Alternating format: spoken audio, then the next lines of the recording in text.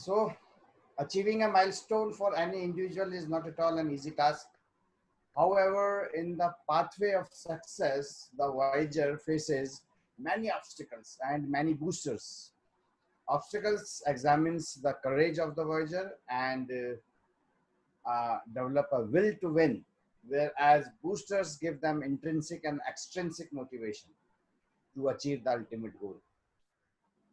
Dear kids, coaches, parents, and friends, as we are entering the 39th session of Khelo India e-Pathshala Athletes Coaching and Education Program, brought to you by Sports Authority of India and Table Tennis Federation of India and hosted by NSEC Sai Center, Kolkata.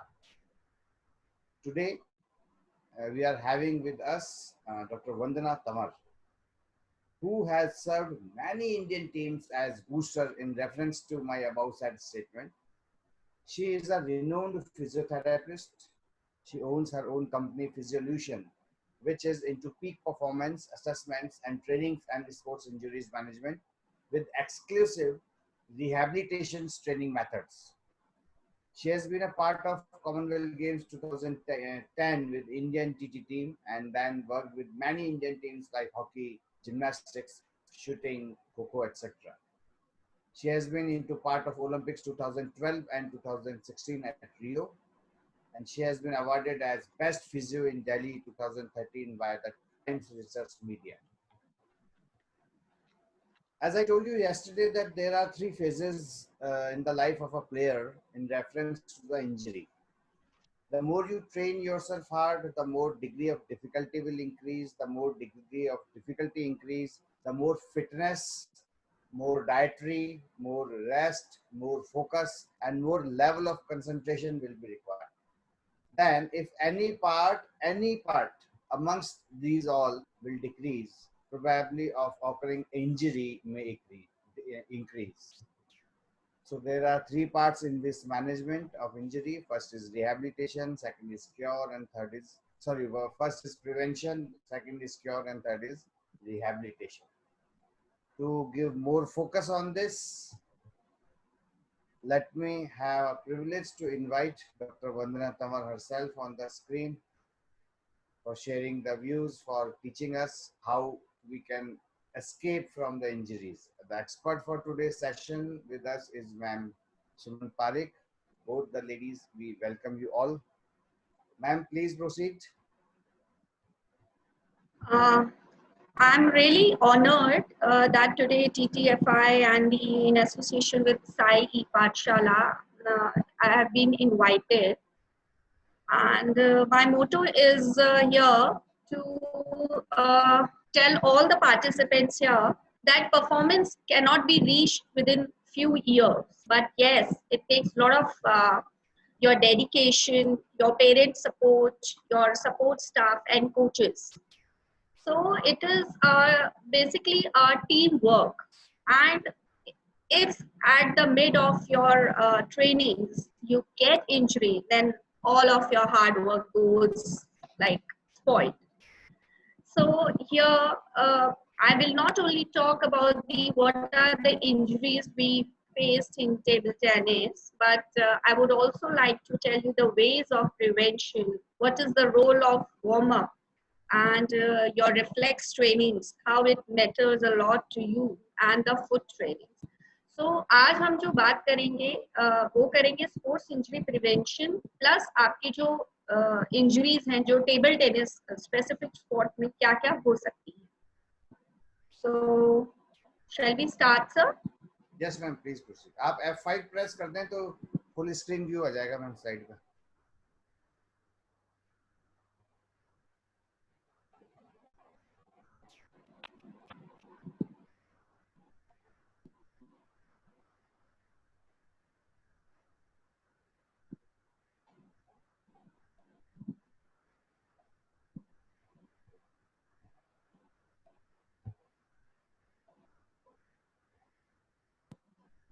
So as Dr. Atul has already given my introduction to you that I already own my company, and here we start our webinar that when we talk about these sports injuries, So we basically need to know that what are the principle of individuality.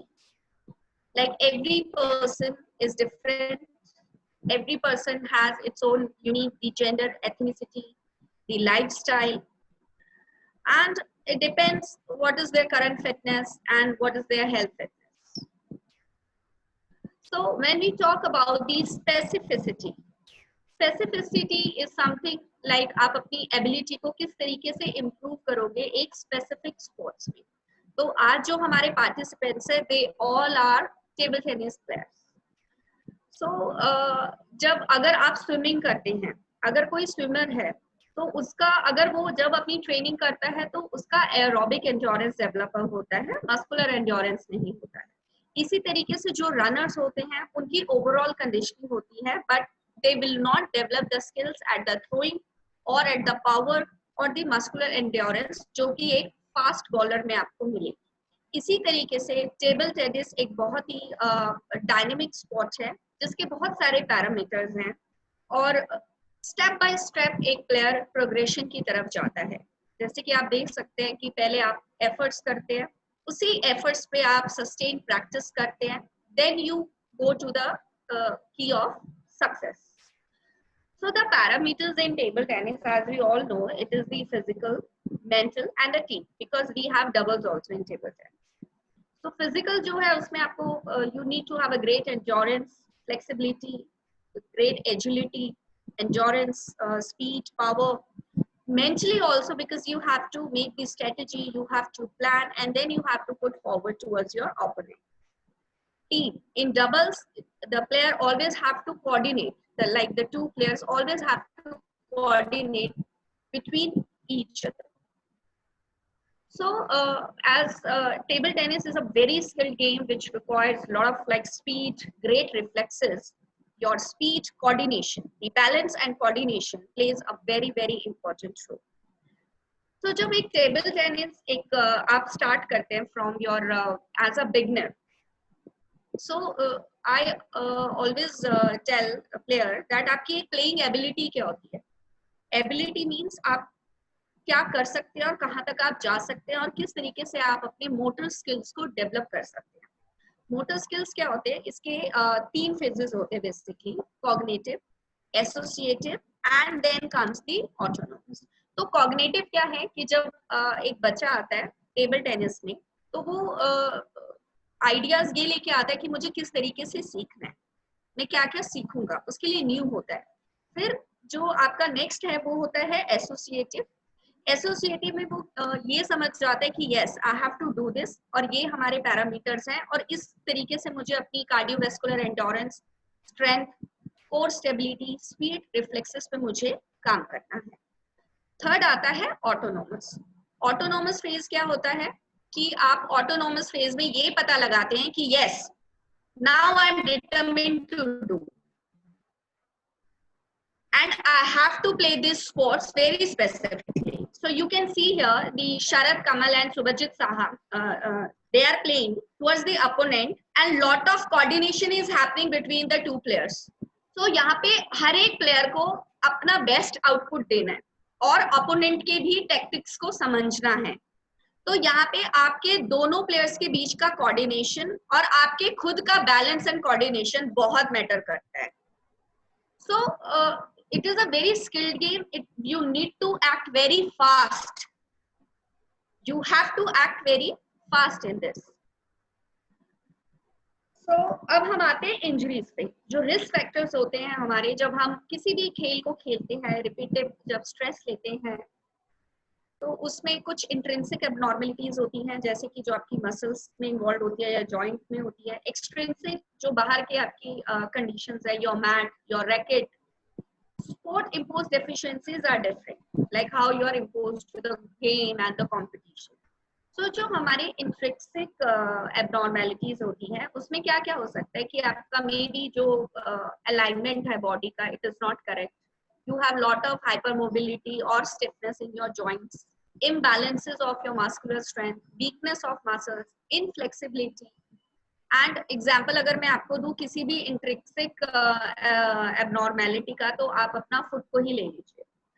Foot एक बहुत बड़ा role play करता है table tennis player के लिए। अगर आपका high arch foot है यानी कि फ्लैट फीट है तो ऑटोमेटिकली वो किस पे प्रेशर देगा, आपके नी जॉइंट पे, राइट।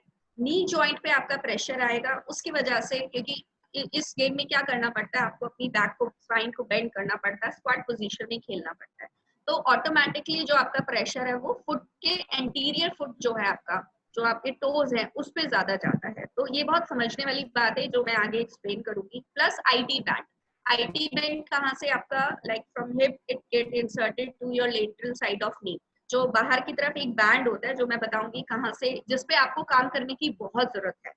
प्लस आपकी रोटेटर कफ, शोल्डर, क्योंकि शोल्डर भी आपका बहुत ज्यादा यूज होता है जब आप टॉप स्पिन खेलते हैं या आप डिफेंडर है।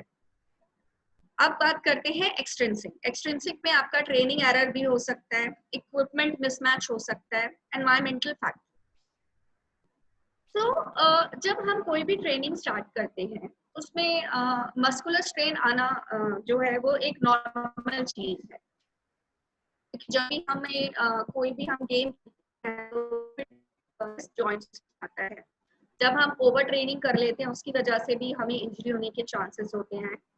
या फिर अगर आपने सपोज अपनी एंटीरियर थाई मसल्स पे तो काम किया लेकिन आपका जो बैक साइड ऑफ थाई है जिसे हैमस्ट्रिंग कहते हैं वो टाइट है, तो जो अपोजिट मसल ग्रुप्स हैं उस पे हमें जरूर काम करना है। तो अगर आप अपना बाइसेप स्ट्रेंथन आउट करते हैं तो you have to strengthen out your triceps also.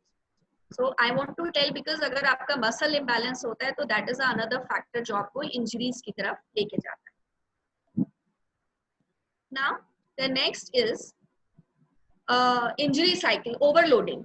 जब आपका क्या होता है, आपकी मसल ओवरलोड हो गई, आपने ध्यान नहीं दिया, आपकी मसल ओवर ट्रेंड है, तो उसमें छोटे छोटे माइक्रो टीयर्स डेवलप हो जाते हैं जिसको आप एडहेशंस कहते हैं या ट्रिगर पॉइंट कहते हैं।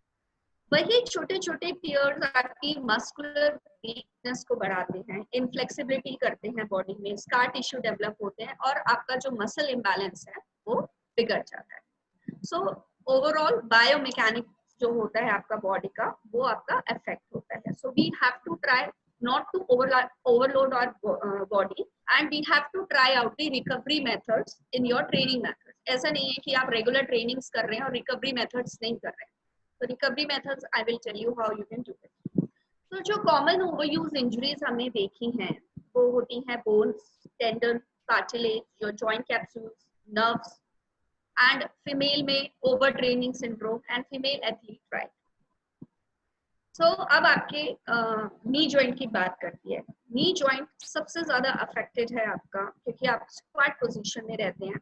आपका ये देखिए, इस पोजीशन में आप देख सकते हैं कि इस प्लेयर का जो फुट है वो किस तरीके से ओवर स्ट्रेच्ड है।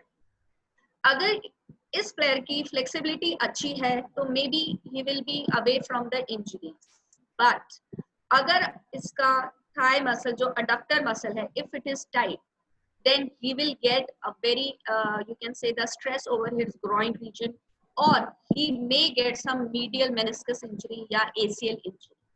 तो ये मैकेनिज्म मैंने यहाँ पे आपको दिखाया है कि किस तरीके से एंटीरियर क्रूशिएट लिगामेंट इंजरी, जो बहुत ही कॉमन है टेबल टेनिस प्लेयर्स में, किस तरीके से होती है। क्योंकि क्या होता है, आपका फुट फिक्स्ड है, सो आपको सडन डायरेक्शन चेंज करनी होती है, तो उसकी वजह से आपको इस तरीके से इंजरी मैकेनिज्म आपका बढ़ जाता है। Now we talk about the foot functions. सारा काम आप एनर्जी कहाँ से लेते हैं, फुट से लेते हैं। आप get the energy from your ground reaction forces, right. तो फुट और एंकल क्या करता है, आपको सपोर्ट करता है बॉडी वेट को, बैलेंस प्रोवाइड करता है। फुट हमारा एक शॉक एब्जॉर्प्शन की तरह एक्ट करता है और ट्रांसफर करता है ग्राउंड रिएक्शन फोर्सेस को, and it generates the power also from your footwork. So अगर आपका फुट suppose flat है, you can see this picture, अगर इस तरीके से आपका फ्लैट फिट है तो मीडियल आर्च जो है वो नहीं है आपके पास, ये फ्लैट है, तो आप जो नी है अलाइनमेंट वो देखिए किस तरफ मीडियल साइड पे अलाइनमेंट हो रहा है। तो आप देख सकते हैं अगर किसी प्लेयर का नी इस तरीके से अंदर की तरफ बेंड हो रहा है with the time, then they have to rectify this imbalance, क्योंकि इसी की वजह से सबसे ज्यादा जो शिन बोन पेन्स होती हैं या इवन हमें फ्रैक्चर्स भी हो जाते हैं जब ये क्रॉनिक हो जाता है, तो इस तरीके का अगर आपको माल अलाइनमेंट दिखता है अपने घुटनों में, तो you need to take the advice from the specialist and you need to work on your muscles and you need to correct this arch of your foot. तो flat foot posture जो है इसमें knee pain कर रहा है. तो अगर आपको घुटने में पेन है तो maybe few people will say physios that घुटने में है और वो घुटने का ट्रीटमेंट करते हैं, लेकिन हमें फुट पोस्चर देखना बहुत ज्यादा जरूरी होता है टेबल टेनिस प्लेयर्स में या किसी भी रैकेट्स को. ये एक दूसरी इंजरी है जिसे हम नर्व ओवरयूज इंजरी कहते हैं. इसमें क्या होता है कि जो आपकी एक पोस्टीरियर टिबियल नर्व होती है जो ऐसे लेटरल साइड पे जा रही है और वहां पे इंसर्ट होती है, उस टनल जो होती है वो बहुत नैरो होती है, लेकिन आपके फुट प्रेशर की वजह से और आपके फुट जो मैकेनिक्स है अगर वो हाइपर प्रोनेशन में है, ओवर ट्रेंड है, तो मसल वीक होने के कारण इस तरीके की ये जो आप देख रहे हैं इस बैंड में, ये जो टनल के अंदर से एक बैंड आपको दिख रहा है, इस नर्व में आपको स्वेलिंग हो जाती है, जो कि डायग्नोज करना बहुत इंपॉर्टेंट है कि आप किस लेवल पे जाके इसको डायग्नोज करते हैं और आप अपने प्लेयर की हेल्प करते हैं. तो ये भी एक टार्सल टनल सिंड्रोम है जो इम्पोर्टेंट है टेबल टेनिस प्लेयर्स. बाकी जो लिगामेंट इंजरीज मैंने देखी है वो है एचएलएस इनफ्लेक्सिबिलिटी, आपकी इंट्रिंसिक फुट मसल वीकनेस है, प्लैंटर फेशियाटिस बहुत ही कॉमन है. एचएलएस टेंडनाइटिस की अगर मैं बात करूं तो इसमें देखिए ये जो गैस्ट्रोनीमियस यानी ये जो काफ मसल है, काफ स्ट्रेचिंग आप सभी करते होंगे अपने वार्म अप में, लेकिन फिर भी कुछ लोग बोलते हैं कि जो हील का ये पीछे वाला एरिया आप देख रहे हैं रेड मार्क, इसमें उनको पेन रहती है. सो अगर आपको यहाँ पेन है तो वो किस वजह से हो सकती है? मे बी ओवर यूज हो रहा है आपका मसल, आपका मे बी जो पुअर फुट पोस्चर हो सकता है जो मैंने आपको बताया का पोस्चर कि आपका अंदर की तरफ है या बाहर की तरफ है या फ्लैट फीट है. प्लस अगर आपका शू ठीक नहीं है, अगर आपका ट्रेनिंग शूज ठीक नहीं है, वो भी एक मेथड है कि इसमें आपको टेंडनाइटिस के केसेस बढ़ जाते हैं, या फिर ट्रेनिंग एरर है यानी आप अपने पोस्चर का ध्यान ना रख के किसी भी एरर इम्बैलेंस एडअप हो रहा है जिसकी वजह से आपका जो रिस्क फैक्टर है इस इंजरी का वो बढ़ जाता है. दूसरा है हील पेन. जब हम एचएलएस टेंडन की बात करते हैं कि ये हील के पीछे जो ये टेंडन है इसमें अगर पेन है तो मे बी आपको धीरे धीरे हील में भी पेन आता है, हील में पेन आता है. फिर आपका प्लैंटर फेशियाटिस, ये भी एक बैंड है जो आपका ये जो हील है, हील से लेके आगे टो तक ये बैंड जाता है जिसमें इन्फ्लेमेशन हो जाता है. इसमें प्लेयर क्या कंप्लेन करता है कि जब मैं सुबह उठता हूँ तो मॉर्निंग में स्टिफनेस लगती है, but with the time being जैसे जैसे मैं मूवमेंट्स करता हूँ मेरी पेन कम हो जाती है. तो अगर ये साइन और सिम्टम्स हैं तो मे be you are affected with the plantar fasciitis. और इसका ट्रीटमेंट कराना वैसे तो हर इंजरीज का बहुत इंपॉर्टेंट है, लेकिन plantar fasciitis is very painful condition because इसमें आपको एक थेरेपिस्ट ही रिलीज कर सकता है आपकी muscles and you need to take care of your right footwear. So third, again, your ankle injuries I'm talking about right now, which is a retrocalcaneal bursitis. Bursitis means the inflammation. So ये जो आपका एक tendon है, आप देख सकते हैं एचएलएस tendinitis के बाद एक ये जस्ट हील के ऊपर यहाँ पे इन्फ्लेमेशन होगा आपको जस्ट. ये बहुत ही क्लोज इंजरीज होती हैं तो इसको डायग्नोज करना बहुत इंपॉर्टेंट है कि ये कौन सी इंजरी है, टेंडनाइटिस है या बर्साइटिस है या प्लैंटर फेशियाटिस है. तो ये तीनों इंजरीज एंकल में ही होती हैं. So you need to rectify कि एक्चुअली में मुझे है क्या. जितनी जल्दी आपका डायग्नोसिस होगा करेक्ट, उतनी ही जल्दी आपकी रिकवरी होती है. तो ये हमेशा कैल्केनियल यानी हील बोन के पीछे वाली साइड पे होती है, जिसमें जब आप शूज पहनते हैं तो शू रबिंग की वजह से भी ये आपका बहुत ही इरिटेशन होती है. Now the next slide you can सी, इसमें मैंने फुट का अलाइनमेंट दिखाया जो आपका नी से ही स्टार्ट होता है. देखो ये न्यूट्रल है, सुपिनेशन ये है. सुपिनेशन में क्या है यानी कि जो पैर है वो मीडियल आर्च है यानी अंदर की तरफ आपका पैर है. आप अपने आप को खुद भी देख सकते हो कि क्या मेरा पैर किस तरीके से है मेरा पैर. आप अपना you can stand in front of mirror and you can check कि मेरा फीट जो है अंदर की तरफ तो नहीं है या बाहर की तरफ तो नहीं है. तो ये अलाइनमेंट आप खुद भी चेक कर सकते हो एट द इनिशियल फेज, क्योंकि ये फुट मैकेनिज्म आपका बहुत इंपॉर्टेंट रोल करता है आपकी इंजरीज मैनेजमेंट में. मैम 2 मिनट में आपको रोकना चाहूंगा बच्चों। अभी मैम ने आपको 2 स्ट्रक्चर्स दिखाए थे, उसमें नाम लिखा होता है प्रोनेशन एंड सुपिनेशन। मैम एक रिवर्स स्लाइड। हाँ बच्चों, आप थोड़ा सा इस एक्टिविटी को खुद करके देखिए। आप लोग अभी जहाँ बैठे हुए हैं वहां से आप अपने पैरों के जो पंजे हैं उनको आप अंदर की ओर लेकर के आइए, दोनों पैरों को एक साथ अंदर की ओर लेकर आइए। This is known as supination and when it goes out it is known as pronation. थोड़ा 1-2 बार ऐसे एक्टिविटी कीजिए ताकि मैम फिर अपनी क्लास आगे शुरू कर सकें। हाँ जी, करके देखिए, और अगर किसी को है तो please take a note down and you all can always email me your queries so that I can answer also. और अपनी अगर किसी को इंजरी है तो वो भी मेरे साथ आप डिस्कस कर सकते हैं, क्योंकि अगर आपने अपना फुट मैकेनिज्म अभी इनिशियल फेज में ठीक नहीं करा तो आपको हमेशा घुटनों में दर्द रहेगा, आपको एंकल स्प्रेन्स बहुत जल्दी जल्दी होंगे। तो जो बच्चे जो कहते हैं कि मेरा पैर बड़ी जल्दी मुड़ जाता है, बार बार मुड़ता है, तो उनको अपना फुट पोस्चर देखने की जरूरत है। और ये हम अलाइनमेंट ठीक भी करते हैं और ऑर्थोटिक्स भी हम लोग देते हैं ताकि आप अपने शू के अंदर ही उस इंसोल को लगा सकते हैं और अपना ये सेल्फ आप करेक्ट कर सकते हैं। आप लोगों ने बेटा भी पैरों को आपके हैंग कर रखा है ना? Just try to tilt your leg inside, this is pronation and when they are going outside that is supination. एक बार ट्राई कीजिए, देखिए अलाइनमेंट प्रॉपर है क्या, एक्स्ट्रा स्ट्रेन तो नहीं आ रहा है, कोई पेन तो नहीं आ रहा है, एक बार देखिए जरा।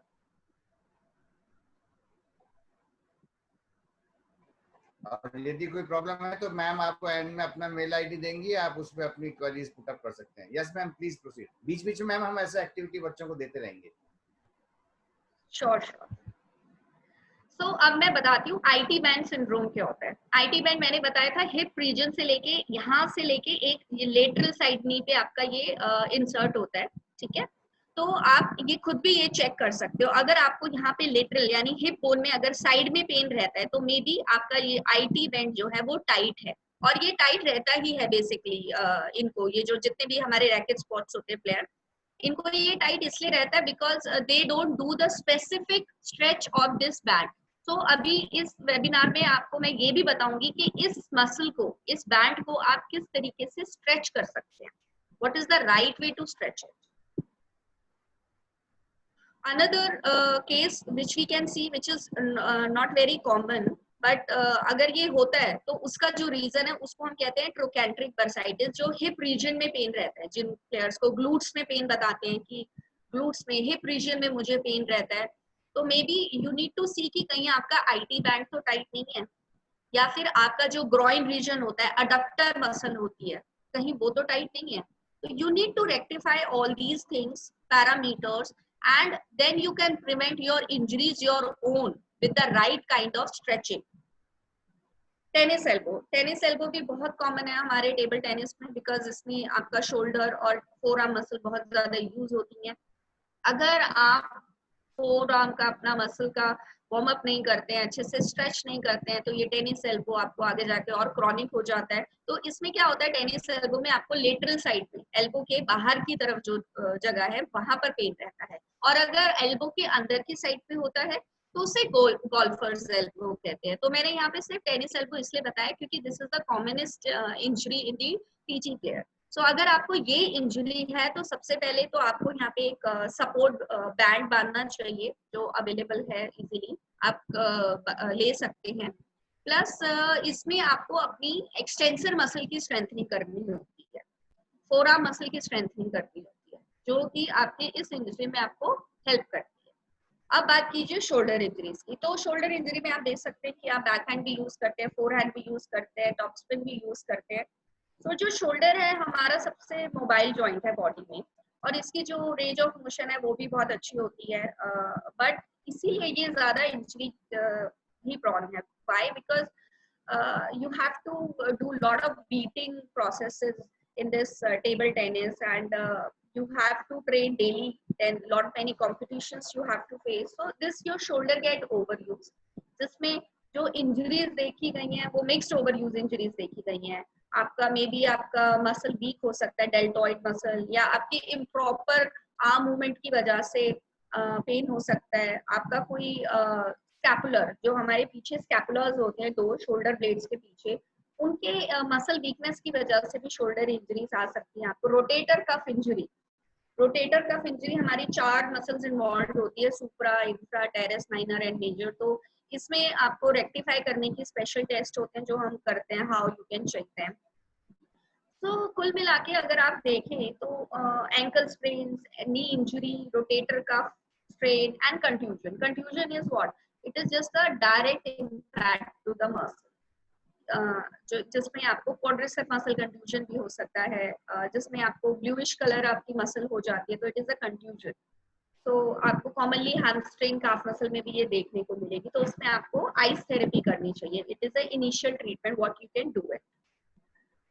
So if I talk about the back strain, एक टेबल टेनिस प्लेयर को हमेशा अपनी बैक को इस पोजीशन में रखना पड़ता है, करेक्ट? सो इस पोजीशन में रखने से क्या होता है कि आप ये देखिए कि इसका नी किस तरीके से बैंड है, बैक लेग का जो फुट पोस्चर है वो क्या है, और बैक इतना फोकस करके वो इस तरीके से अभी शॉट मारेगा, तो सारा जो लोड है वो स्पाइन पर है, राइट? तो बैक मसल को स्ट्रेंथन आउट करना भी बहुत इंपॉर्टेंट होता है एक टेबल टेनिस में, जैसे हम कहते हैं कोर स्टेबिलिटी। तो it is a core stability exercise. तो हम जो इनिशियल फेज में आपको बताना चाहूंगी कि जब भी आपको कभी भी इंजरी हो तो सबसे पहले एक मेथड होता है प्राइस, MM। उसमें क्या? प्रोटेक्ट। इंजरी हुई है तो first you need to protect your muscles to get it expose for the another injury. Next is rest, you need to take rest. जो प्लेयर्स ये सोचते हैं कि नहीं अभी मेरे को थोड़ा पेन है, माइल्ड पेन है, but still I should play, no, take rest, do cryotherapy. Ice therapy आप अप्लाई करेंगे फर्स्ट 24 आवर्स में। अगर स्वेलिंग है तो कंप्रेशन करेंगे। Suppose I give you example, अगर किसी प्लेयर को एंकल स्प्रेन होता है, राइट? तो एंकल स्प्रेन होने के बाद क्या करना है आपको? उसको पहले रेस्ट कराना है, आइस करनी है उसकी, कंप्रेशन यानी कि आपको कोई क्रेप बैंडेज अप्लाई करना पड़ेगा नी अपने एंकल जॉइंट पे ताकि स्वेलिंग रिड्यूस हो। और जब आप सोते हैं तो उसको एलिवेटेड पोजीशन यानी आप एंकल के नीचे पिलो रखेंगे, जिससे आपका पैर ऊपर की तरफ होगा एलिवेशन मोड में, और आपका जो ब्लड फ्लो है वो it will be improve. So इसमें आपको स्वेलिंग में हेल्प मिलती है। Plus you can try some muscle relaxants and modalities, I mean to say some physiotherapist if it is not going within 3 days. So next is this injury prevention. So we understand that the injury prevention is very crucial to enhance your performance. जब भी हम बात करते हैं injuries की, we all want to know कि injury prevent करने के क्या मोड्स होते हैं, राइट? सो जो बेसिक मोड है वो है warm up and stretching effects. We all do warm up here, we all do stretching, but what is the right way to do the warm up? That is important. Like जब हम warm up करते हैं तो मैं 3 चीजों पे ध्यान देती हूँ कि आप अपनी टिश्यू डेंसिटी, टिश्यू लेंथ और अपनी न्यूरोमस्कुलर फ्लेक्सिबिलिटी और डायनेमिक ड्रिल्स पे ध्यान दें। तो टिश्यू डेंसिटी का मतलब क्या होता है कि you have to work over the knots. अगर आपकी मसल में टाइट एडहेशंस हैं या आपको स्टिफनेस लग रही है, then please mind it that you have to work on your adhesions. Length means flexibility, आपको अपनी फ्लेक्सिबिलिटी पे काम करना होगा। वो किस तरीके से करेंगे? I will tell you. Stretching, second part is warm up and stretching and then recovery. Stretching में static, dynamic and PNF, which is proprioceptive neurofacilitation. इसके बारे में अभी हम बात करेंगे। And next is very important, which is recovery and cool down. जो players training के बाद अगर cool down नहीं करते हैं, अपना recovery methods नहीं लेते हैं, तो वो next day अपनी बॉडी को प्रिपेयर नहीं करते, क्योंकि बहुत सारी चीजें जो रिकवरी नहीं होती अगर आपकी बॉडी की, तो you can not be 100% you can give to your sport. So this is a very important. So, activity specific warm-ups. We all know, we all are here table tennis and we understand that her sport में एक different specific warm up होता है जो coaches कराते हैं. और सही warm up करने का मतलब यही होता है कि हम अपनी बॉडी को फिजिकली प्रिपेयर करते हैं, अपना मेंटल फोकस को इम्प्रूव करते हैं फॉर द एक्टिविटी. सो जब हम अच्छा वार्म अप करते हैं, डायनेमिक स्ट्रेचेस करते हैं, एक्टिवेशन ड्रिल्स करते हैं, तो इससे क्या होता है कि आपके जो इंजरी के चांसेस हैं वो ऑटोमेटिकली रिड्यूस हो जाते हैं। आपको क्या काम करना है, अपनी मस्कुलर स्टिफनेस पे सबसे पहले काम करना है, फ्लेक्सिबिलिटी पे काम करना है, क्योंकि इससे क्या होगा कि जो आपके प्रोप्रियोसेप्टर्स हैं, प्रोप्रियोसेप्टर्स क्या होते हैं कि it is the ability of your body to sense the movements among the joints. तो प्रोप्रियोसेप्टर्स हमारे जॉइंट्स के अंदर they are the receptors which are there in the joints। तो जॉइंट फंक्शनिंग मूवमेंट के लिए, डीप स्टेबलाइजर्स के लिए, अपनी मूवमेंट को एनहांस करने के लिए और परफॉर्मेंस को अडॉप्ट करने के लिए आपको और एफिशिएंट और पावरफुल मूवमेंट पैटर्न के लिए एक अच्छा warm up, dynamic warm up करना बहुत जरूरी है। तो इधर मैंने बहुत ही टिपिकल एक्टिविटीज बताई हैं डायनेमिक स्ट्रेचेस में, जो आप सभी लोग करते होंगे I am sure. But kickers हैं, मूविंग जॉग्स है, forward lunges, twisting, jumping jacks, inchworm, high knees, pushups, ये आप सब करते ही होंगे। इधर मैंने एक सैंपल ये दिखाया है कि टिश्यू डेंसिटी, लेंथ और न्यूरोमस्कुलर की मैंने बात की आपके साथ। तो डेंसिटी पे आप कैसे काम करेंगे, अगर आपको सपोज काफ में है पेन, या ये जो आपको दिख रहा है डेमी, ये क्या कर रहा है, अपने आईटी बैंड को कर रहा है एक्चुअली मोबिलाइज। देखिए, सो आपके पास एक फॉर्म रोलर होना जरूरी है। जब आप ट्रेनिंग्स लेते हैं तो you really take care of your कि मेरा रैकेट सही होना चाहिए, what kind of balls I am using, what kind of mat where I am playing. So you should have some essential physical training things also with you, जैसे foam roller है, thera bands है, ice packs आपके पास होने चाहिए, ताकि आप अपनी injuries को खुद सेल्फ एड्रेस कर सकें कि कैसे इसको इनिशियल फेज पे ठीक कर सकते हैं। तो इसमें फॉर्म रोलर वो यूज कर रहे हैं जो ये डमी है, और आईटी बैंड ही स्ट्रेच कर रहे हैं। You can see this is how he is doing the IT band stretches. And form roller को आप थोरेसिक स्पाइन यानी अपर बैक को रिलीज करने के लिए, अगर आपको अपर बैक में स्ट्रेस है या लोअर बैक स्ट्रेस में है, उसके लिए भी आप यूज कर सकते हैं।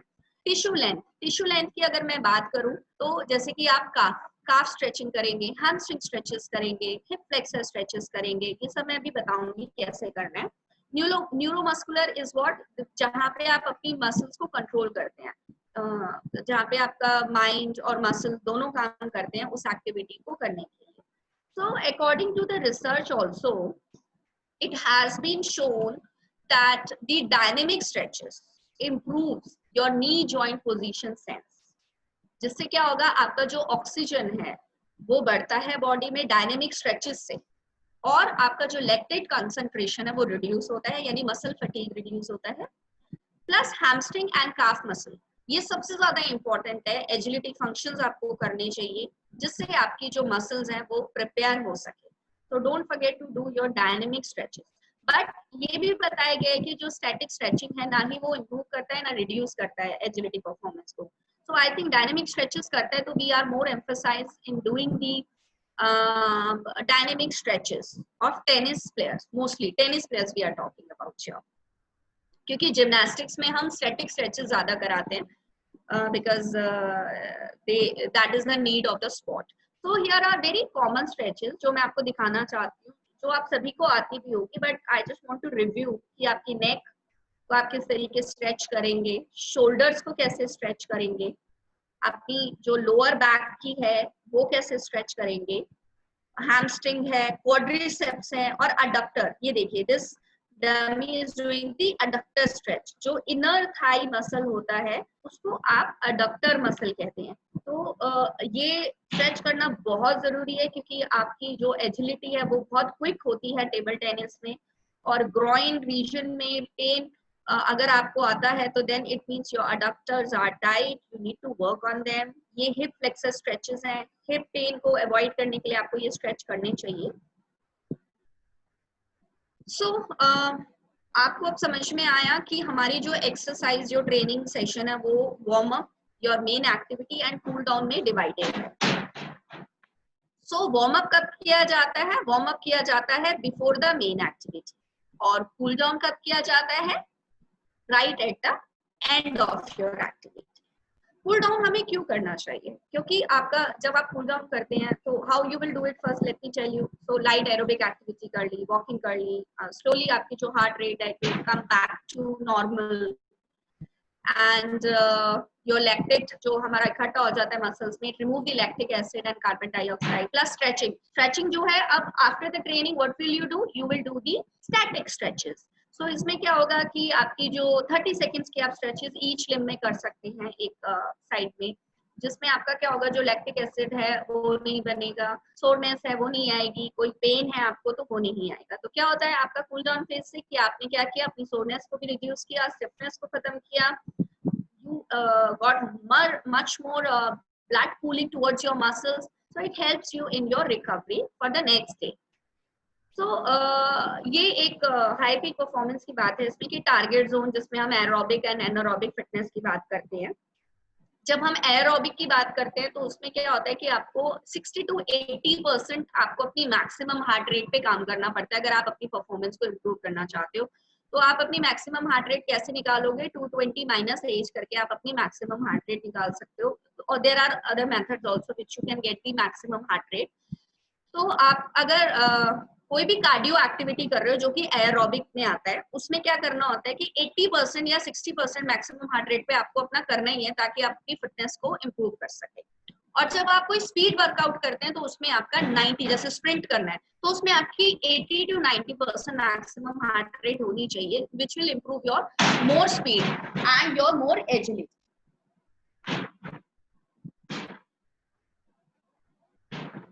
So these are the another specific stretches. You can see the sky reach, toe touch, your neck roll, your shoulder roll, gastrocnemius. Gastrocnemius का मतलब इधर है your calf stretches, quadriceps stretches, anterior जो आपकी ये थाई मसल है इसको आप कैसे stretch कर सकते हो, है ना। ये देखो, ये जो आप ये जो क्रॉस थाई आप देख रहे हो, ये भी एक बहुत ही अच्छा स्ट्रेच है जिसमें कि एक प्लेयर अपने ग्लूट्स मसल को भी स्ट्रेच कर सकता है।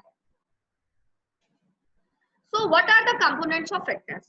So I told you it is aerobic, anaerobic, your muscular strength, speed, agility, endurance, your flexibility, balance and coordination. Yes, table tennis is a very quick sport which needs a lot of hand and eye coordination exercises, and of course your body composition. You need to have a right BMI. You need to have the control of your weight. क्योंकि अगर ज्यादा wait होगा हमारा तो घुटनों पे उतना ही stress आता है और उसकी वजह से आपका मसल इम्बैलेंस भी होता है and you are not quick in your movements. So अब हम बात करेंगे कि ये हमें करना कैसे। अगर मैं लंजेस की बात करूं तो आप कैसे करोगे, देखिए you can see these are some international athletes only and the way they are doing the stretches here. See the lunges, इसके पैर बाहर की तरफ हैं, कोई अलाइनमेंट नहीं है और इसकी क्या है, हैमस्ट्रिंग बहुत टाइट है, शायद इसलिए she is not able to bend, squat नहीं कर पा रहे। So this is the wrong method of doing the squatting. But if you see this player, he is doing the right way. तो इसमें आपने क्या अलाइनमेंट देखना है कि आपका जो घुटना और ये टॉर्सो है, ये आप सब भी करके देख सकते हैं। क्या हम सही करते हैं, अभी भी आप करके देख सकते हैं just to check on yourself कि क्या हम स्क्वाट्स ठीक करते हैं। तो आपने क्या है कि ये घुटना और ये फीट आपका ऐसे अलाइनमेंट में रहना चाहिए, पैर ना ही बाहर की तरफ होना चाहिए और ना ही अंदर की तरफ। तो बच्चे करके देख सकते हैं कि सही स्क्वाट पोजीशन क्या है। ये देखिए, I have shown some video here.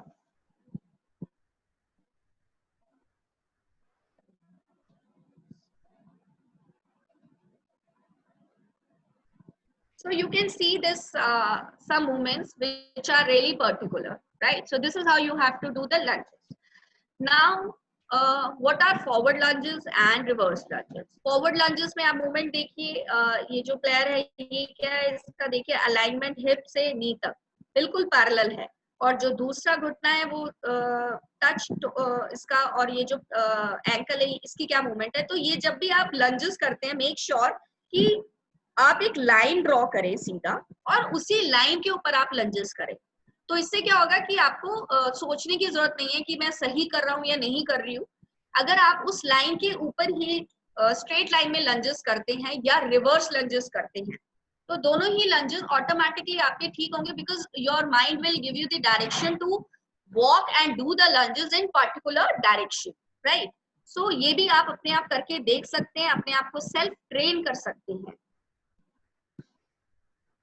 देखिए, she is a international tennis player and she is doing the forward lunges with the weights.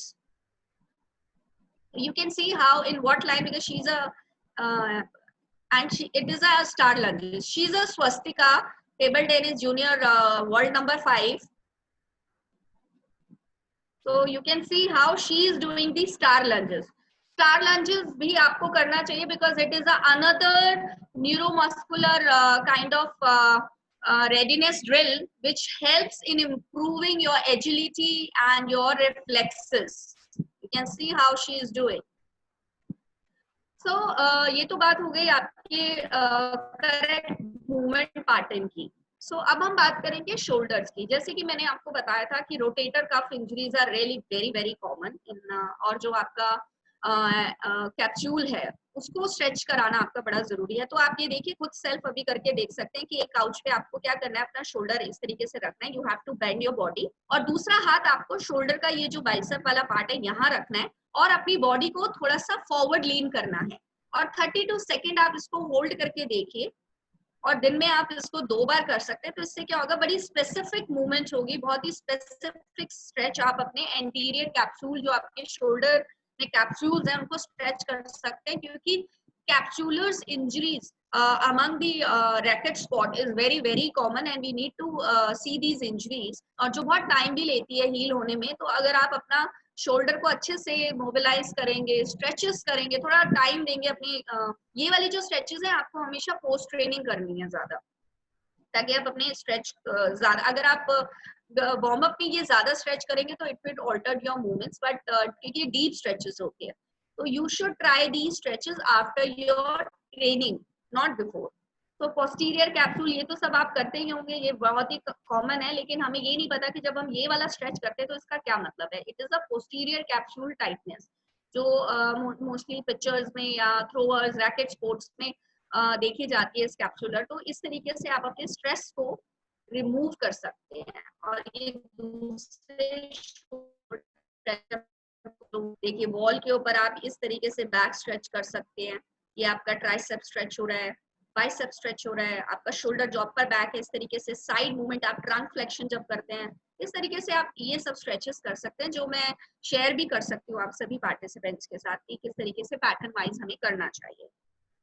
तो अब बात आती है हैमस्ट्रिंग स्ट्रेच की. हैमस्ट्रिंग स्ट्रेच करना भी बहुत जरूरी है, क्योंकि अगर आपकी हैमस्ट्रिंग टाइट है तो आप स्क्वाट नहीं कर पाएंगे. स्क्वाट नहीं कर पाएंगे तो you will not be able to be efficient in your sports, you know. So you need to take care of your hamstring. तो किस तरीके से कर सकते हैं?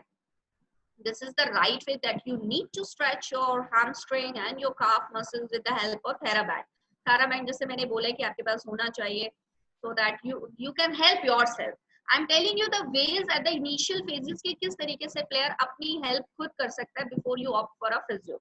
तो ये इनिशियल फेजेस में आप अपनी मसल्स को किस तरीके से रेडी कर सकते हैं to preventing injuries at your end, right? This is the ankle mobility. Ankle mobility मैंने इसलिए यहाँ पे दिखाया है कि आपकी जो ankle के imbalances है उसको कैसे, it's a neuromuscular drill basically, कि आप देखिए इतना गैप रखेंगे अपने घुटने और वॉल से, और जब आप टच करेंगे तो it should touch your wall. तो इतना ही डिस्टेंस होना चाहिए. तो इससे आपको जो बेसिकली स्ट्रेच आएगा वो आपके इधर हील बोन के पास आता है, बेसिक स्ट्रेच सोलियस मसल के पास. So it is a very specific drill which you should try. So hamstring stretch जैसे हम सब सीधा पैर करके तो स्ट्रेच करते ही हैं, but there are other methods कि आप क्या कर सकते हैं, पैर को बाहर की तरफ स्ट्रेच करेंगे तो आपका ये इनर थाई भी स्ट्रेच हो जाएगा. अगर आप इसी पैर को अंदर की तरफ ले आएंगे तो आपका बाहर का आउटर थाई मसल वो भी स्ट्रेच होगा. तो आप अपने हैमस्ट्रिंग्स को तीनों 3D डायमेंशंस में स्ट्रेच कर सकते हैं. क्वाड्रिसेप स्ट्रेच, क्वाड्रिसेप स्ट्रेच कैसे कर सकते हैं? आपने इस तरीके से चेयर ली है, आप स्टैंडिंग पोस्चर, आपका स्पाइन सीधा होना चाहिए, पैर को आप ऐसे होल्ड करेंगे, तो जिसका क्वाड्रिसेप टाइट होगा वो सिर्फ इतनी ही मूवमेंट कर पाएगा. लेकिन अगर आपका क्वाड्रिसेप फ्लेक्सिबल है तो आप इसको थोड़ा सा अपलिफ्ट भी कर सकते हैं, लाइक जैसे ये कर रहा है, ये घुटने को यहाँ से वहां तक भी ले जा रहा है. तो इससे क्या हो रहा है कि थोड़ा और डीप स्ट्रेच आएगा आपको अपनी क्वाड्रिसेप्स में. तो ये क्या है, एक स्टैटिक स्ट्रेच है जो आपको आफ्टर ट्रेनिंग करनी चाहिए. ये है half kneeling hip flexor. Hip flexor यानी कि आपने क्या करना है, इस तरीके से लंज वाली पोजीशन में आपने आना है, और आप देख सकते हैं कि जो हिप है वो किसके अलाइनमेंट में है, बिल्कुल पैरेलल है आपके नी में, राइट। नी एंड हिप का पोजीशन जो है बिल्कुल पैरेलल है। आप मिरर के सामने खड़े होकर ये एक्सरसाइजेस करें ताकि आप अपना पोस्चर भी ठीक कर सके, क्योंकि अगर आपने सही पोस्चर में एक्सरसाइजेस नहीं की देन ऑटोमेटिकली आपकी मसल इम्बैलेंसेस रहेगा और वो इम्प्रूव नहीं करेगा।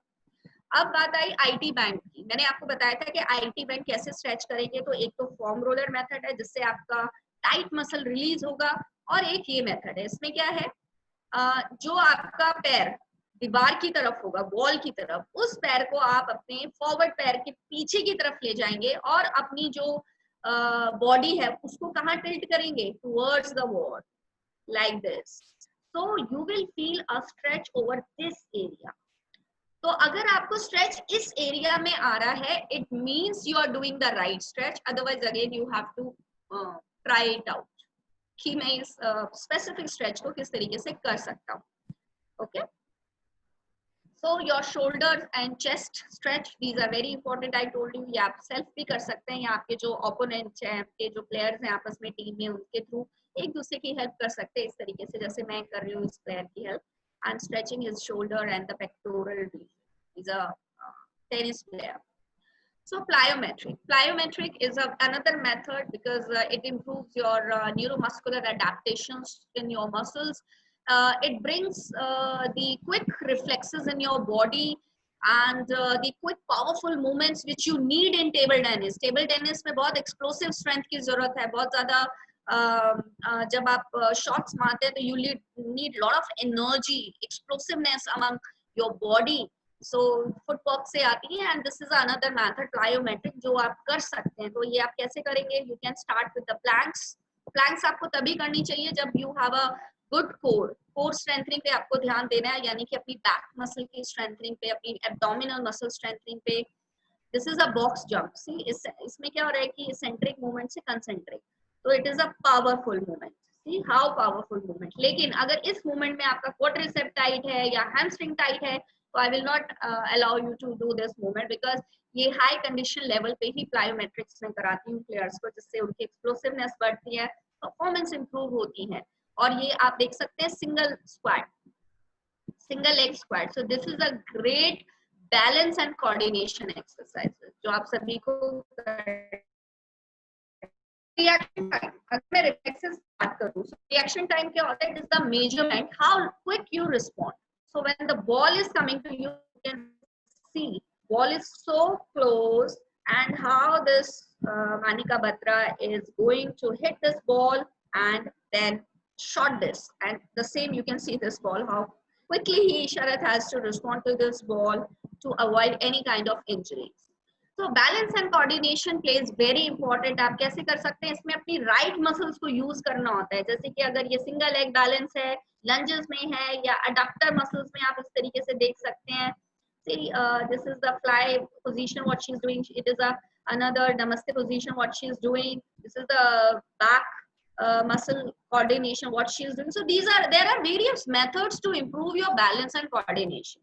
क्योंकि जब आप अपना बैलेंस इम्प्रूव करते हैं तो इसमें जो आपका मोटर रिस्पॉन्स है वो एग्जीक्यूट करता है, और वो तभी इम्प्रूव होता है जब आप हमें अपने ब्रेन को हमेशा ट्रेन करना होता है। So you can see this is another method of doing the balance and coordination. You can put lot many balls अपने आसपास, और आप क्या कर रहे हो, what this player is doing, so Astika, she is just putting up the ball and keep it down. See, she is moving, and why she has done the single leg here, because she is trying to maintain her balance also, right? तो आप balance भी maintain कर रहे हैं और क्या कर रही है, अपना कोऑर्डिनेशन भी इंप्रूव कर रहे हैं। योर ब्रेन इज एक्टिंग कि मुझे करना क्या है, your muscles are acting. So it takes lot of time to do at the perfection with this. So she is just trying that she can do this. फिर आप अपनी leg movement से देखिए what she is doing on every 3 direction, she is doing it. This is the another method of doing the balance, like single hop. See, single hop में क्या करना है, आपने सिंगल हॉप में आपको फॉरवर्ड jump करना है, then backward jump करना है। So it is a very tough task, but you all can try this as a part of your training. So nutrition की मैं यहाँ पे ज्यादा बात नहीं करूंगी, but yes, right nutrition क्यों मैटर करता है इंजरी प्रिवेंशन में, क्योंकि अगर your body is not fueled with the right nutrients, अगर पानी नहीं है आपकी बॉडी में, तो then we cannot treat you because dehydration is a kind of water जो आप sweat, urine, breathing जो आपका ट्रेनिंग डिमांड्स है उसमें डिहाइड्रेशन होना जरूरी हो जाता है, डेफिशिएंसी हो जाती है ग्लाइकोजन ग्लूकोज की. सो इन सब डेफिशिएंसीज अगर आपको होती है, आपका बॉडी टेम्परेचर रेगुलेट नहीं हो पाता और डिहाइड्रेशन की वजह से automatically you are more prone to injury.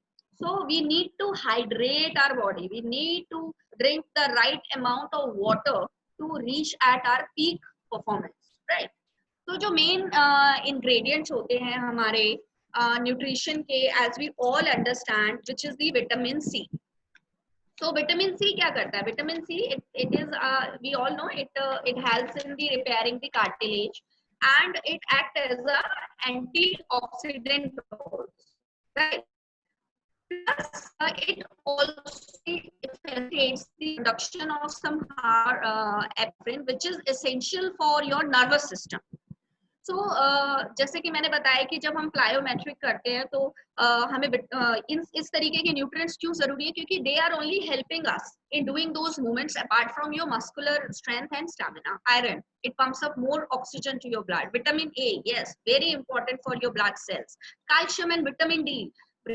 Remember, जिन लोगों को शिन पेन ज्यादा रहती है, नी पेन रहती है, बॉडी में दर्द रहता है, तो may be they need to go for their calcium and vitamin D checkup and zinc. Zinc क्या करता है, हमारे जो बॉडी है इम्यून सिस्टम को भी अच्छा करता है, प्लस इन्फ्लेमेशन से भी बचाता है. और विटामिन डी, जब भी आप कैल्शियम लेते हैं, दूध पीते हैं, चीज खाते हैं, कोई भी कैल्शियम जब आप लेते हैं अपनी बॉडी में, तो सन एक्सपोजर बहुत क्रूशियल है.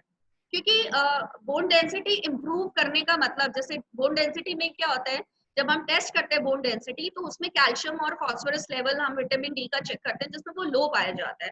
तो उसको आप ठीक कैसे करेंगे कि आप कैल्शियम लेंगे, मिल्क लेंगे, मिल्क डेयरी प्रोडक्ट्स लेंगे, एंड सन, जो सन एक्सपोजर है वो बहुत ज्यादा इंपॉर्टेंट होता है to prevent such kind of sports injuries. And omega 3 fatty acid जो आपको आलमंड्स और जो अखरोट है इन सब में पाया जाता है, ये भी एक इम्पॉर्टेंट फैक्टर है जो इन्फ्लेमेशन में हमें हेल्प करता है. तो हम बताते हैं कि इस तरीके के सप्लीमेंट्स एक प्लेयर को लेने चाहिए. रिकवरी, अब जब इंजरी मैनेजमेंट हो गई तो रिकवरी के क्या मेथड्स हमने देखे हैं यहाँ पे. एक्टिव रिकवरी आप कैसे करते हैं कि you go for other recreational activities, like आपने स्विमिंग खेला या आपने कोई और स्पोर्ट खेला जिसमें आप एंजॉय करते हैं, स्ट्रेचिंग करिए, आपने मसाज थेरेपी आप ले सकते हैं for your tissue relaxation. But yes, before the competition, don't take any massage. It will slow down your reflexes because your body will come into the relaxed position. So don't go for massage therapy during the competitions. Sleep, the moderate sleep, like the good sleep you need to have, क्योंकि जब आप हम अच्छे से सोते हैं तो हमारे जो हार्मोन्स हैं वो अच्छे से रेगुलेट होते हैं, हमारा माइंड जो है वो फोकस रहता है, और सही न्यूट्रिशन, ये सारे पैरामीटर्स हैं आपकी रिकवरी के लिए जो आपको इंजरी प्रिवेंशन की तरफ ले जाते हैं. प्लस जो स्पोर्ट्स साइकोलॉजी की बात में इसलिए है कि ये भी एक स्किल है जो हमें हेल्प करता है अपने प्लेयर्स की इंजरी मैनेजमेंट में. So it is a very important component of our training methods. So if you train, your brain gets better. So it is just a natural reaction to your brain. No learning involved. You all are table tennis where you must do some meditation, focus training to improve your concentration. Ultimately, you can focus more on your sports and can prevent your injuries. So here I have finished my webinar today. ये जो मेरी मैंने आपको कुछ injury से related stretches दिखाए हैं, ये सब अवेलेबल हैं फिजियोल्यूशन चैनल में. If you will go to YouTube and type this word physiolution, you can see all my kind of injury related stretches, knee injuries, core strengthening, ये सब आप देख सकते हैं. और घर पर ही, अभी लॉकडाउन का फेज है तो घर पर ही ये सब कर सकते हैं. Thank you so much. Yes sir. I can't hear you, sir. Please unmute. I'm having few queries here for you. Yeah. You guys are asking what? How can we cure flat foot? Flat foot का कोई cure होता है? Flat feet. Okay. हाँ जी, बिल्कुल. देखिए, आप अपने जो पेरेंट्स हैं यहाँ पे, जो पेरेंट्स क्या पेरेंट्स हैं हमारे पास सर यहाँ पे? Parents are there, and ma'am, I'll request you to be little bilingual because हाँ few of हाँ the kids sure, are having language yes problem. Yes. देखिए, it is a very good question जो मैं चाहती थी कि पेरेंट्स या players हमसे पूछें कि फुट फ्लैट फीट होने की क्या कैसे हम ठीक कर सकते हैं। आप अपने बच्चे का देख सकते हैं, जैसे मैंने बताया कि वो सुपिनेटेड है, मतलब कि ये आपका पैर है, अगर ये अंदर की तरफ जा रहा है, इसका जो आर्च होता है, जैसे हमारी फीट भी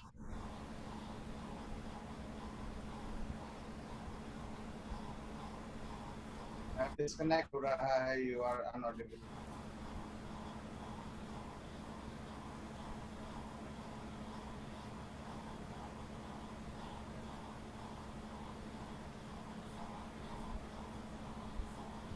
Ma'am, some huge disturbances.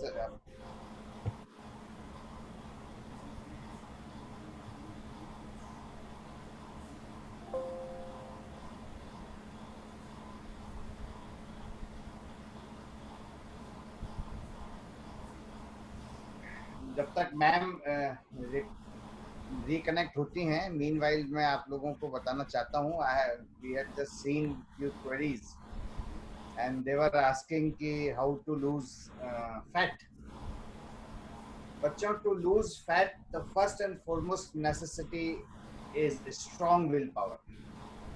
If you possess strong willpower, you can comfortably lose fat. There are ample number of procedures which helps you to lose fat. And but the second thing is that why to lose fat?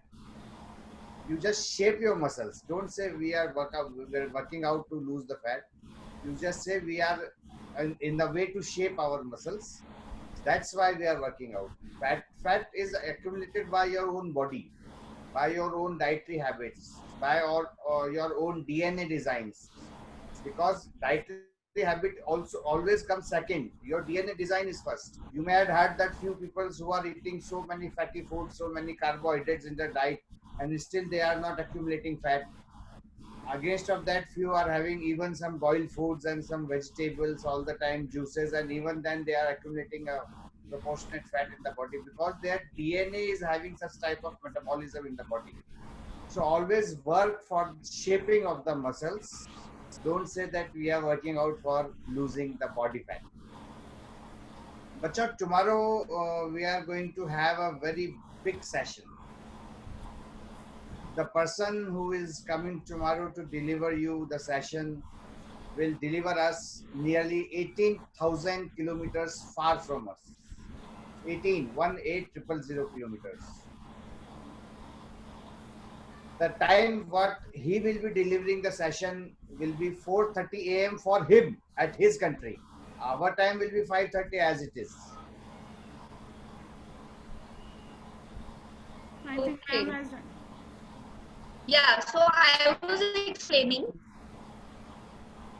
Hello. Ma'am Yes. कुछ एक पीछे से humming voice आ रही है बहुत strong. I don't know, but it's not from my side. क्योंकि unmute आप और मैं ही हैं मैम, बाकी और कोई है नहीं. But from my side, it's fine. हाँ अभी बंद हो गई मैम, अभी बंद हो गई. So I was telling about the flat feet. तो फ्लैट फीट में मैं क्या करती हूँ, इंट्रिंसिक मसल्स की एक्सरसाइजेस बताती हूँ और इंसोल्स देती हूँ जो आपके शू में ही फिट हो जाते हैं और आप उनको पहन के ट्रेनिंग करिए. उससे क्या होगा कि आपका जो फुट इम्बैलेंस है वो ऑटोमेटिकली करेक्ट होता है और जितनी जल्दी आप अर्ली चाइल्डहुड से अपने पैरों का ध्यान रखेंगे उतनी जल्दी आप अपने बायोमैकेनिकल एरर्स को आगे जाके ठीक कर सकते हैं. So you all can take my email address from Dr. Atul and you can all email me and I can share the some slides of exercises with sir ताकि आप इन बच्चों को दे सके वो राइट करेक्ट ऑफ एक्सरसाइजेस क्या हैं. Ma'am एक request ये थी कि चैट बॉक्स में एक बार अगर आप आपका मेल आईडी टाइप कर दें तो सब एवरीबॉडी कैन हैव इट, वो थोड़ा सा फ्रेंडली मिल जाए. Yes I will do that. और बताइए सर नेक्स्ट क्वेश्चन. मैम एक क्वेश्चन मेरा पर्सनल था कि व्हाट इज पोडियोमेट्री, क्योंकि आजकल ये जो शुगर के जो केसेस बढ़ रहे हैं इनके काफी पोडियोमेट्री टेस्ट होते हैं, और क्या किसी प्लेयर के लिए या स्पेशली टेबल टेनिस प्लेयर के लिए कोई पोडियोमेट्रिक टेस्ट होता है या कोई फीट असेसमेंट टेस्ट होता है? Podatry. Sir, podatry is basically a very you can say now it is upcoming in our India. पहले हमारे जो इंडिया में पोडाट्रिस्ट थे वो बहुत ही कम थे, but now it is coming up and we physiotherapist are acting as a podiatrist now. I am already a member of India podiatry association, जिसमें हमारे पास यूएस, इंग्लैंड, बहुत सारी कंट्रीज के जो हैं पोडाट्रिस्ट इन्वॉल्व है, जिनके साथ हमने बड़े सारे वेबिनार्स करे हैं. तो जो डायबिटिक के केसेस होते हैं, जैसे कि हमने देखा है कि कुछ शुगर जो एथलीट्स हैं उनमें भी डायबिटीज वो होते हैं. जैसे कि खो खो प्लेयर्स में मेरे पास कुछ गर्ल्स थी जो डायबिटिक थी, विच इज समथिंग कि उनका हमने पोर्टफोलियो देखा तो वो डीएम जैसे 1 होता है और 2 होता है, जिसमें आपका इंसुलिन डिपेंडेंट होता है या रेजिस्टेंट होता है. तो उनका जो मैंने ये देखा कि जो हम ये एनर्जी ड्रिंक्स लेते हैं, I will suggest all the players कि ये जो आप एनर्जी ड्रिंक्स लेते हैं, you should replace these energy drinks not with the sugar, high sugar content, but with the electrolytes. Sodium और पोटेशियम का आप electrolyte as a energy drink लीजिए, not the plain glucose you are taking, क्योंकि उससे क्या होगा, ये glucose आपके लिवर में जाके ग्लाइकोजन में कन्वर्ट होता है और वही आपका फैट का एडिपोज टिश्यू में जाके कन्वर्ट होता है, जिसकी वजह से आपका जो शुगर लेवल है, तो आप कहेंगे कि मैं तो ट्रेनिंग बहुत करता हूँ फिर भी, लेकिन आपकी बॉडी उसको अडेप्ट कर लेती है. स्टबर्न फैट होता है जो आपका डायबिटीज में कन्वर्ट होता है, which is a juvenile diabetic also, जिसकी वजह से आपके फुट में अल्सर्स, कैलर्स, इस तरह की, या फिर न्यूरोपैथी भी पाई जाती है, जिसमें नसों में दर्द रहता है, पैरों में झंझनाहट रहती है, तो इसको न्यूरोपैथी कहते हैं. तो ये किस लिए होता है? Because you have Altered sugar level. So energy drinks पे हम ध्यान दें, ये बहुत इंपॉर्टेंट है. तो टेबल टेनिस प्लेयर्स के लिए क्या फुट असेसमेंट जैसा कुछ होता है या होना चाहिए? Yes, yes, होना sir. That's why I have included those slides की foot assessment is a parameter जहाँ पे हम इनिशियल स्टेज पे ही कोच को बता सकते हैं कि इस बच्चे में ये मसल इम्बैलेंस है. अगर आप ये मसल इम्बैलेंस ठीक कर सकते हैं तो you will get a peak performance from this child if it is a skilled child. So actually बात वही है कि अगर मेरा घुटने में दर्द है, उस घुटने के दर्द को अगर मैं ठीक भी कर दूं, लाइक पेन किलर्स दे दूं या फिजियोथेरेपी देके ठीक कर दूं, लेकिन मुझे पता है कि बार बार घुटने में दर्द हो रहा है इसको, तो I will go for the foot mechanism.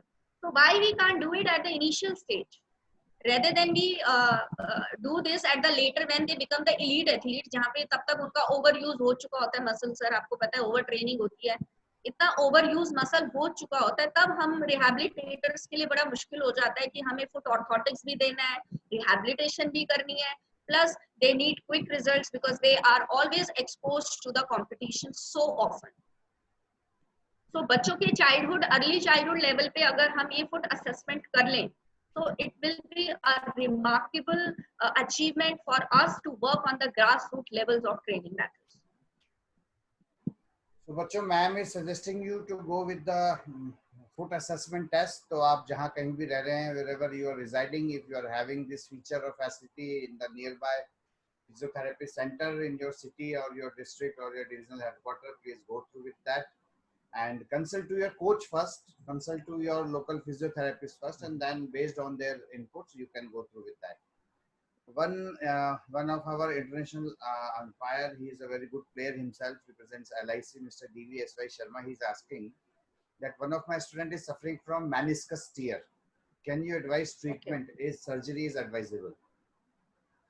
It depends कि grade 1 का meniscus tear है, grade 3 का है या grade 2 का है. Grade 1 and 2 we take it as a partial tear. But yes, if there is a complete tear, then surgical intervention has to be done.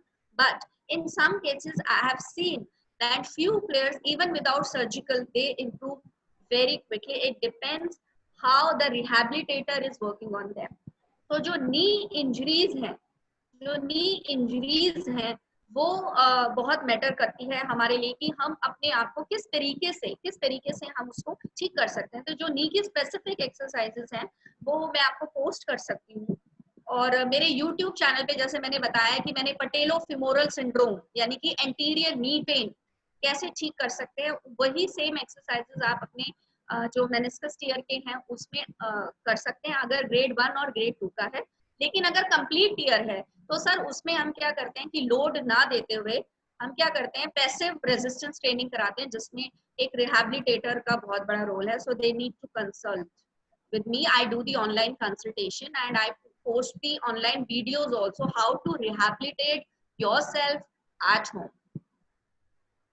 Thank you, ma'am. We must appreciate the efforts you are doing. I myself witnessing you for last 1.5 decades, doing exerting a lot in the for the development, prevention, and rehabilitation of Indian sports fraternity. Not only in table tennis only, I had seen you, you are actively contributing in kho also, in gymnastics and hockey also. Yes. So thanks for this session, ma'am, and hopefully वैसे तो आप लोगों के लिए ये कहा जाता है कि जितना डॉक्टरों से कम वास्ता पड़े उतना अच्छा है, but for prevention, especially when the overload or Yes. the crash load has been given to the players, you people are very much helpful for all तो the. सर आजकल जो हम फिजियोल्यूशन जो काम कर रहा है, फिजियोल्यूशन सब बच्चे पूछ रहे हैं कि मैम आपका चैनल का क्या नाम है। मेरे चैनल का नाम फिजियोल्यूशन है, आप उसको सब्सक्राइब करें और आपको मैं ऑटोमेटिकली उसमें सारी वीडियोस देख सकते हैं, वेबिनार्स देख सकते हैं इंजरीज के ऊपर। और जो सर बात कर रहे हैं कि I don't want to become that physio कि जब इंजरी हो तो मेरे पास प्लेयर आए। मैं ऑलरेडी पीक परफॉर्मेंस पे ही काम कर रही हूँ, असेसमेंट्स पे काम कर रही हूँ, जैसे कि functional movement screening.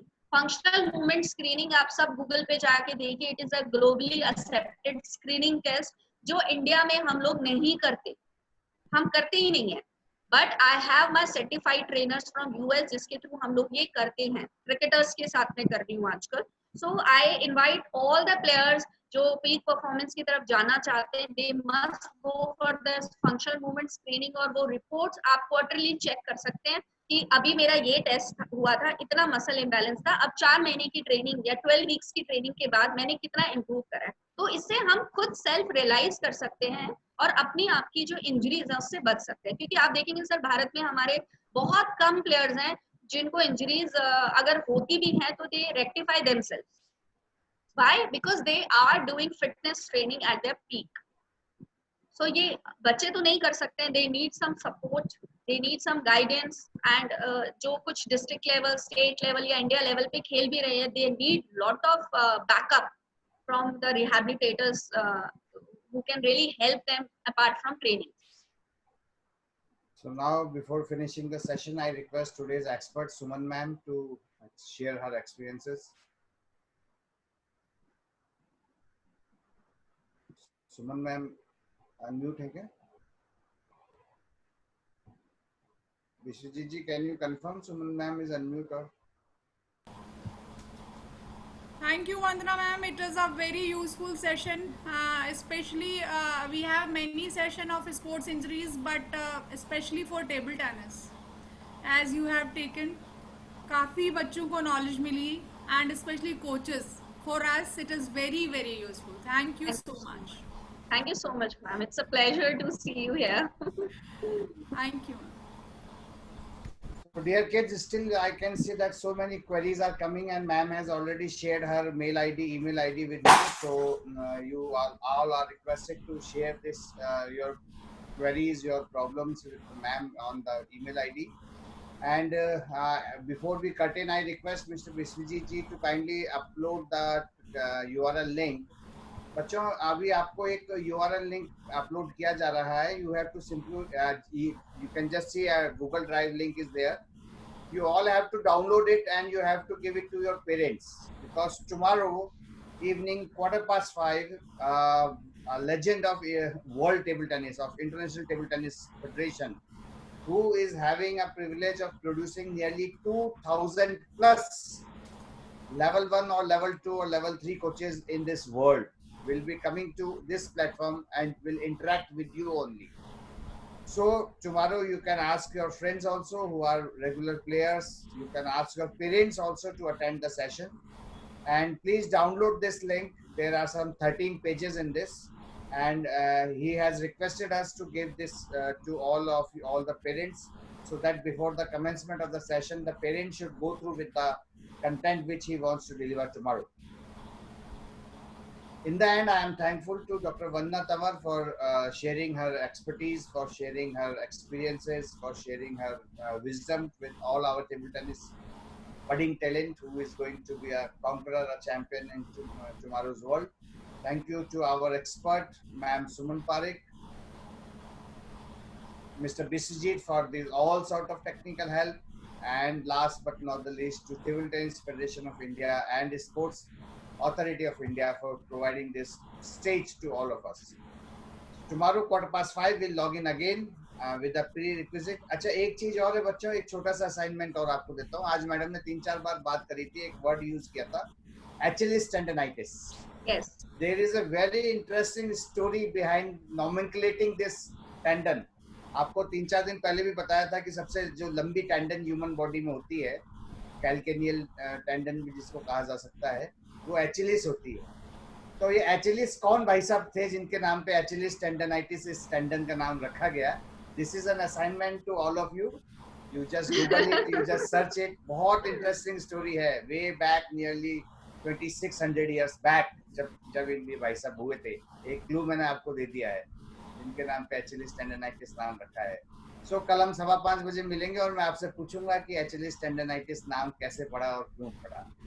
Again, thanks to Vandana ma'am, thanks to Suman ma'am, thanks to Sai, thanks to TTFI, thanks to my buddy Vishwajit.